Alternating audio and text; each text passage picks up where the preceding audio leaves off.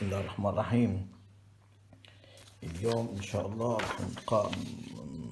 راح نناقش القطعة الأخيرة بالوحدة التاسعة بعنوان How to make sales pitch، كيف نقوم بعرض مبيعات، كيف نقنع الآخرين يعني إنه يشتروا منا شغلة معينة.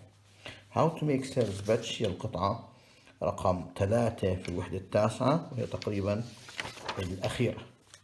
كلمات المرتبطة بهاي القطعة شباب، عندنا كلمة corporate، وكلمة corporate هي ولو انها صفة بس يعني مرتبط بالشركات. اوكي، حنحفظ belonging or relating to a corporation، ينتمي او يعود الى شركة معينة. لا انتو لا بتكفي، ممكن تكون big company، المهم انه شركة مرتبط بالشركات ولو انها صفة.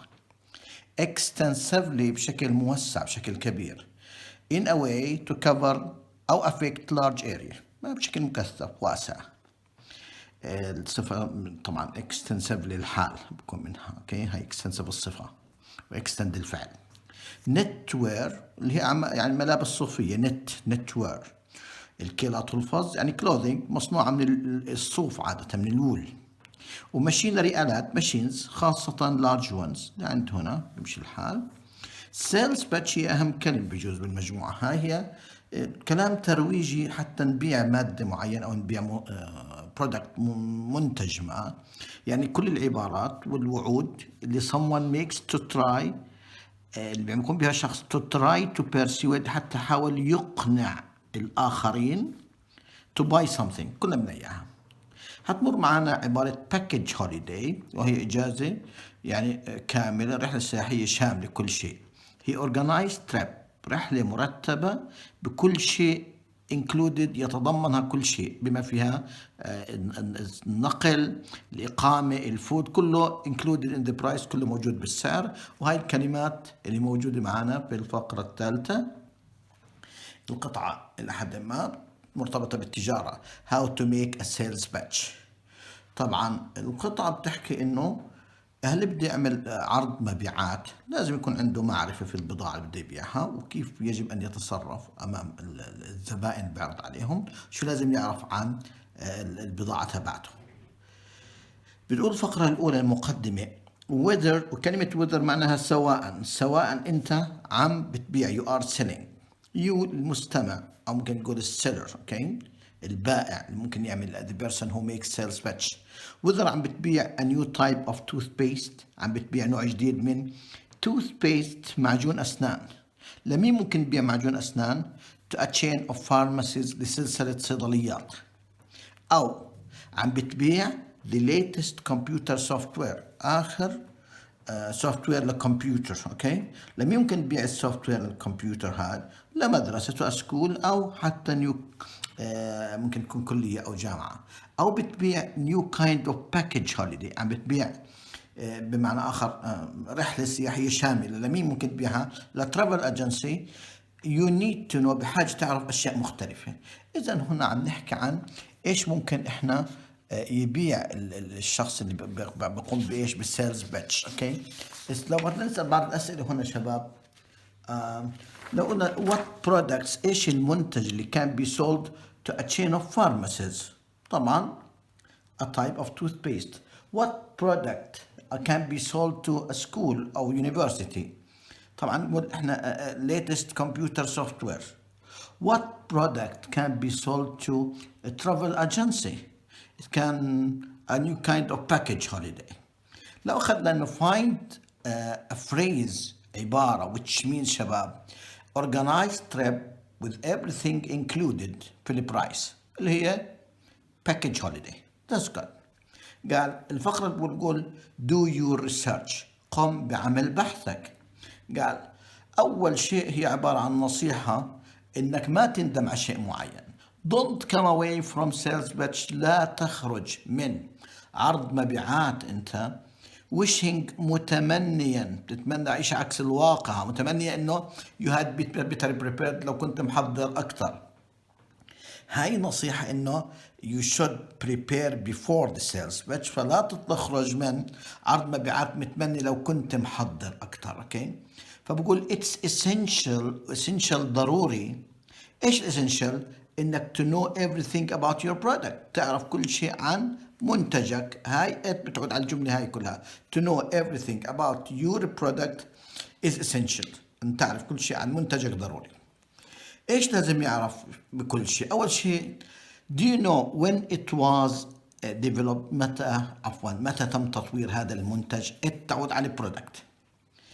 and where، المكان it is produced، وين أنتج هذا المنتج؟ it كله على product.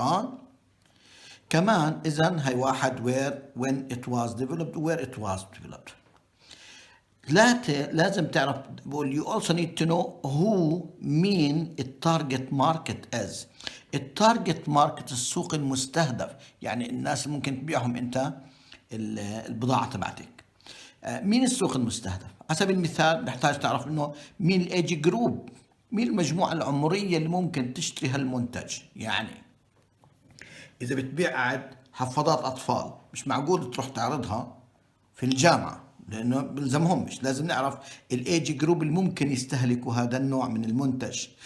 بحاجة كمان نعرف income دخل الناس اللي might buy it، ممكن يشتروها. يعني ما تيجي انت تعود على ايش شباب؟ على your product، اوكي، اللي هو المنتج تبعك.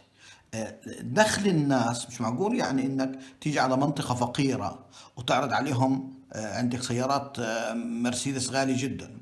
لازم تعرف دخل الناس ممكن يشتروا هذا البرودكت، اللي هو البرودكت. اوكي، اذا صار عندنا مش لازم تعرف عدة شغلات. اول شيء when it was developed، where it is produced، و it هاي تعود على your product المنتج تبعك. مش بس هيك، لازم كمان تعرف مين التارجت ماركت، مين السوق المستهدف بالبضاعة هاي. المقصود بها يعني دخل الناس أو المجموعة العمرية ممكن يشتروا هذه البضاعة اللي هي البرودكت المنتج. Not only that، لازم كمان تعرف all about the competition، يجب أن تعرف كل ما حول المنافسين. المنافسة بالسوق، المنافسة يعني الناس اللي عندهم نفس البضائع بينافسوك. شو المقصود منافسة؟ similar products، المنتجات المتشابهة في الماركت. هذا معناها what you call the competition. وليش your product is superior يعني يتفوق الآخرين. why does it اللي هو your product اللي هو المنتج تبعك، ليش هذا المنتج تبعك have better value، له قيمة أفضل يعني. أوكي، طلع لي على الفقرة هاي شباب ممكن نسأل عنها احنا عدة أسئلة منها. أوكي، ممكن نسأل سؤال the writer invites those who want to make sales pitches إنه not to regret something. إذن the writer invites the people who want to make sales not to regret doing something. What does he want them not to regret? He wants them not to regret coming out. Okay, because don't come out from sales pitch wishing you had better been prepared. Then he doesn't want them to regret not doing better prepared, not being better prepared. Okay. في سؤال تاني كان نقول what does the person who makes sales pitch need to know about the product اللي he wants to sell. واحد, he needs to know when it was developed اللي هو البرودكت, where it is produced هالبرودكت, مين التارجت ماركت is, وكمان مش هيك بس ممكن كين should know all about the competition المنافسين بالسوق. في سؤالات أسئلة فرعية هنا ممكن نقول شباب what is meant by the target market. التارجت ماركت شباب شو المقصود بالسوق المستهدف؟ يعني الايج جروب او الانكم of people who might buy the product. طب السؤال what is meant by the competition. it meant similar products on the market اللي هو المنتجات المشابهة بالسوق. اوكي, وطبعا why does your products have better value, why is your product superior to others. اوكي, كل هذه what we call بالcompetition. هاي صار عندنا الفقرة الأولى والفقرة الثانية شباب. لو جينا على الفقرة الثالثة اللي عندنا, الفقرة الثالثة بتقول in addition بالإضافة إلى ذلك حكيناه you should know exactly يجب أن تعرف تماما which people you are speaking to. مع مين عم تحكي أنت؟ بتعمل قاعد عرض مبيعات قدام ناس، مين هدول الناس اللي عم تعمل أمامهم عرض مبيعات؟ and what their needs are. شو هي احتياجاتهم؟ their على ال people you are speaking to، الناس اللي بتحكي معاهم هدول شو احتياجاتهم؟ مين هم؟ بيمثلوا مين؟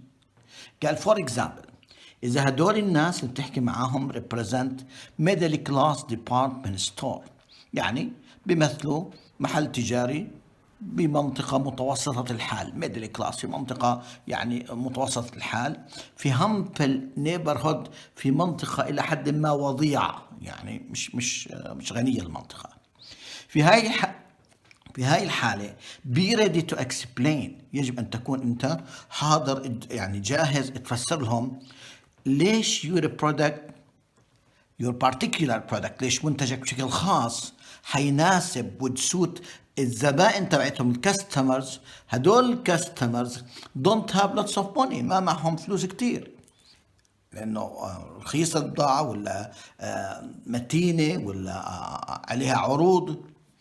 والشغله الثانيه بدك تفسر لهم what makes your product، شو اللي بيخلي منتجك انت perfect لإلهم for them تاني مره people who don't have lots of money، اللي هم هدول customers who don't have lots of money. اوكي them تعود عليهم، ليش بضاعتك بشكل خاص بتناسب هدول الناس who don't have lots of money. واهم شيء you need to believe in what you are selling، يجب ان تؤمن بالبضاعه اللي بتبيعها انت، تؤمن بها. يعني انك بتبيع مثلا معجون اسنان، بيقولوا لك الناس انت بتستخدم هذا المعجون، بقول لهم لا انا بستخدم معجون احسن من هيك، معناتها انت مش مؤمن بالبضاعه اللي انت بتستعملها. لازم تؤمن بالشيء اللي هو what you are selling. What is the best way to believe in what you are selling? To use it. هذه افضل طريقه انه حتى ايش تؤمن بالشيء اللي انت بتبيعه. طلعوا لي على الفقره هاي شباب، طلع بقول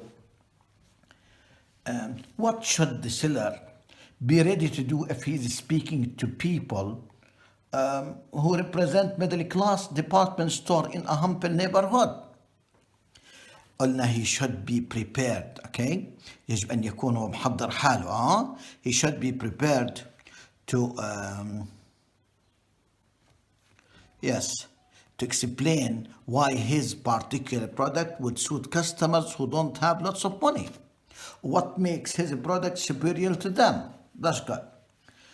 How can the seller show that he really believes in what he is selling? The best way to do that is to use it. باستخدام هذا اللي هي what is he selling، الشيء اللي بيبيع what he is selling. تصير هيك اللي هي what he is selling أو his product. okay الفقرة الثالثة بتقول prepare and practice، تدرب وحضر وتدرب. حضر نفسك وتدرب. قال plan your presentation carefully، حضر العرض تبعك carefully بحرص. not just what you will say، مش بس اللي بدك تحكيه، كمان how you will say it، كيف ستقوله. اللي هي what you will say. شباب رح نلاحظ كلمة what يعني الشيء اللي بدك تقوله، how يعني الطريقة اللي بدك تحكيها. اوكي إذن plan your presentation carefully، مش بس what you will say، كمان the way you will say it. هناك عدة طرق حتى تخبر الآخرين عن معلومات معينة in your presentation. أول شيء الطريقة الأولى by reading it. will you read it word by word؟ حتقرأ لنا العرض تبعك كلمة كلمة، ولا تستخدم نوتس، حامل نوتة معك وتتذكر منها، ولا ميمورايز يعني حفظها عن غيب، ميمورايز it اللي هي what you will say، ولا انت تحفظها عن غيب. whatever you decide، ايش ما تقرر انت حر، لكن it is always a good idea، فكرة ممتازة جيدة. ايش الفكرة الجيدة؟ to have a list of your main points. هاي بتعود على العبارة هاي to have what we call a list of your main points، يكون عندك تكملة القطعة، قطع الفيديو الأولاني وصلنا إنه it is whatever you decide. قلنا طبعا prepare and practice. قال أول شيء plan your presentation carefully، حضر قلنا العرض تبعك بشكل حريص. مش بس what you will say، كمان how you will say it. مش بس الشيء بدك تحكيه، كمان طريقتك كيف بتحكيها. أن عدة طرق كيف ممكن تنقل معلومات للآخرين أو تخبر الآخرين معلومات أو شيء. read it word by word، تقرأه كلمة كلمة، تستخدم notes، ولا تحفظه عن غيب memorize it اللي هي what you will say. إيش ما تقرب إنه it's a good idea to have a list of your main point. it هاي تعود على عبارة to have a list of your main point is a good idea، يعني فكرة كويسة. ليش؟ in case تحسبا خوفا من إنه something interrupts you، شيء ما يقاطعك وإنت بتحكي. في الحالة you simply freeze with nerves، بتتجمد أعصاب، تتلخبط، تتجمد أعصابك. وهاي الشغلة freezing with nerves happens، بتصير. إذا أفضل طريقة practice it. it اللي هي what you will say، اللي هي الشيء بدك تحكيه. إذا ممكن طبعا then practice it إذا ممكن in front of colleagues، أمام مجموعة من الزملاء، واعمل تغييرات make changes على الشيء الصح، وتدرب عليه اللي هي what you will say، هنا الشيء بدك تحكيه again. أوكي، في عندنا مجموعة أسئلة هنا ممكن نسألها. طبعا what should the seller prepare carefully؟ قلنا he should prepare carefully his presentation اللي هو العرض تبعه كويس. أوكي. Those who make sales pitches can present their products in many ways. Mention them. ممكن they can read it word by word باستخدام notes. Okay. أو memorize what they will say. Right. طب why is it a good idea to have a list of the main points with you؟ قال to have in case something interrupts you or simply you freeze with nerves. Okay. إذن what should you do? The most important thing is to practice it. إذا ممكن in front of colleagues، ممكن نسأل سؤال who can you make presentation in front of؟ ممكن colleagues. and طبعا make changes و practice it again، تدرب عليه تاني مرة. آخر فقرة بتحكي إنه لما بتعمل عرض مبيعات you should be professional. كلمة professional محترف. كيف ممكن أنت تخلي عرضك يعني بشكل محترف؟ عدة نقاط. أول شيء keep your presentation، حافظ على العرض تبعك يكون short and simple، قصير وبسيط. هي أهم شيء. 2 ابدأ with some friendly comments، ابدأ بتعليقات ودودة. على سبيل المثال إيش؟ هاي مثال على التعليقات الودودة. thank your hosts، اشكر مضيفينك اللي استضافوك لأنهم for allowing you، إنهم سمحوا لك تحكي لإلهم them اللي هم your hosts. إذا اشكرهم للمضيفين هدول إنهم خلوك تحكي معهم، يعني سمحوا لك تتحدث معهم. و compliment their company. كلمة compliment لما نقول شكرا على المجاملة، جامل their company، رفقتهم، مش شركتهم، هاي مش شركتهم، رفقتهم. their تعود برضو على your host، يعني قول لهم والله القعدة معاكم إشي مرتب، إشي حلو. أوكي. اتذكر تحكي slowly and clearly، وتتذكر تحكي كمان، هاي نقطة ثالثة مهمة حتى تكون professional، إنك speak slowly and clearly. 4 مهم كمان it's important to appear confident، أن تبدو واثق من نفسك حتى لو كنت أنت even if you are nervous، حتى لو كنت متوتر. ما هي أفضل الطرق حتى يبدو الإنسان واثق من نفسه؟ While you are speaking، وأنت بتحكي أيها المستمع don't keep your head down، لا تنزل راسك، لأن لما بتحكي ورأسك منخفض معناته أنت you don't believe in what you are saying، ما عم تؤمن بالشيء اللي بتحكيه، مش عندك ثقة بنفسك. بدل من ذلك look around the room، طلع حوالين الغرفة واعمل make eye contact، تواصل بالأعين مع الأودينس، مع المستمعين تبعونك، وكمان smile، ابتسم. بهاي الطرق تبدو أنت واثق من نفسك. خلصت أنت الآن presentation. when you have finished presentation نطلب الأسئلة invite questions، يعني متى موعد نطلب عندي سؤال بنهاية الإيش presentation.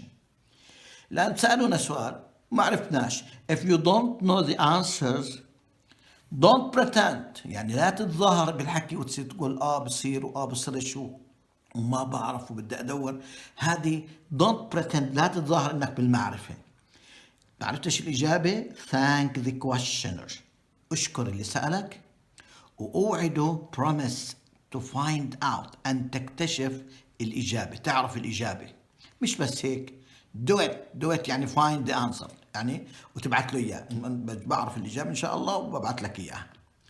آخر شيء، ليكن لديك have a summary، تلخيص، لازم يكون معك تلخيص of your presentation، يكون جاهز to hand out، تسلمه في نهاية السيشن، في نهاية الجلسة. آخر القطعة إجت جملة لحالها، بقول الكاتب I wish I had known، يا ريتني، هاي I wish القاعدة تاعت اللي أخذناها المرة الماضية، I wish I had known، يا ريتني كنت بعرف بالماضي all this when I started out in business، لما بلشت أنا بالشغل. يعني did he know؟ هل كان يعرف؟ Of course not. إذا هي بتمنى he wishes he had known، معناته الأصل he did not know all this when he started business. وآخر شيء قال good luck، شكرا، حظ سعيد. في مجموعة أسئلة شباب. the seller can present his presentation professionally.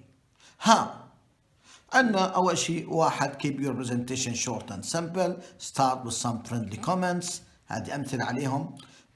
remember to speak slowly and clearly، و to appear confident، هاي كلها نقاط تجعلك البرزنتيشن تبعتنا إيش؟ professional. لو أخذنا give example to show how the seller can start أو can start his presentation with friendly comments. أعطيني example for the friendly comments the speaker can start with. أول شيء thank your host، قول لهم thank you، و compliment their company، وجاملهم يعني. that's right. في سؤال كمان شباب، what are the best ways to appear confident؟ ما هي أفضل الطرق حتى تبدو أنت واثق من نفسك وأنت الحديث؟ يعني بقول well while you are speaking don't keep your head down، look around the room، make eye contact with the audience، وسمايل. هاي النقاط كلها تجعلنا نبدو confident of ourselves. أسكت. when is the best time to invite the questions شباب؟ هي at the end of the after you finish speaking، يعني when you have finished speaking وأنا بنطلب الأسئلة. what strategy should the seller carry out أو do if he doesn't know the answer of a question؟ إيش الاستراتيجية أو الطريقة اللي ممكن يستخدمها اللي بيعمل قاعد presentation إذا ما عرف إجابة لسؤال؟ أفضل طريقة شباب إنه don't pretend، لا تتظاهر بأنك تعرف، thank the questions، promise to find out the answer، و do it. okay. what should you do to what should you have to hand at the end of the session? You should have a summary of your presentation ready to hand out at the end of the summary. في سؤال بقول code the sentence which shows that the writer did not know all these things when he started out in business. جملة I wish I had known all this when I started out in business. okay. هذه الأسئلة شباب اللي ناقشناها هي كلها الأسئلة الموجودة الآن في نهاية القطعة، لكن في عندنا مجموعة كلمات مهمة تابعة لهاي. عندنا الباكج هوليداي أخذناها مع مجموعة الكلمات، وباكج هوليداي اللي هي بتحكي عن الرحلة المدفوعة التكاليف كاملة. أوكي. والسيلز باتش اللي هي عرض المبيعات، التارجت ماركت السوق المستهدف بالعمل، ايج جروب مجموعة العمرية، ديبارتمنت ستور محل تجاري. طبعا شبابنا تعريفاتهم جاي تحتهم مباشرة. الآن لو أخذنا الأول شيء اللي هو الباكج هوليداي، هنلاقي إنه معناه هنا باكج هوليداي organized trip with everything included بفائدة price travel accommodation. عندنا sales pitch جاي مع presentation made by someone who is trying to sell a product.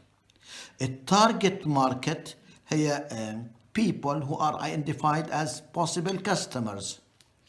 عندنا الايج جروب بمعنى المجموعة العمرية هي يعني كل الناس. اوكي، لا بنحكي set of people of similar age، مجموعة الناس من نفس العمر. آخر شيء department store محل تجاري يعني large shop that sells many different types of things. هذه مجموعة الكلمات اللي ممكن يسألوا عنها. اوكي. طبعا بقية الأسئلة واضحة. What is the first thing you need to know before starting a business؟ إيش أول شيء لازم تعرفه قبل ما تبلش بهالشغل هذا؟ طبعا you need to know how to make sales pitch، كيف تعملها عرض المبيعات هذا. شو المقصود بالتارجت ماركت؟ ماخذوها من فوق. التارجت ماركت هي ال people who might buy your products. اوكي. قد يكون كمان الايج جروب والانكم تبعهم. هاي المقصود بالتارجت ماركت، السوق المستهدف. What are the things that a presenter needs to know about their products؟ شو هالاشياء اللي بيقدم الموضوع هذا البرزنتر، يعني بحاجه يعرفوا عن المنتج تبعه. حكينا بحاجه يعرف وين انصنع، اوكي، when it was developed، متى تطور هذا او انعمل هذا الشيء، وين انتج، مين. also they need to know who the target market is، وكمان about the competition، about المنافسين تبعهم.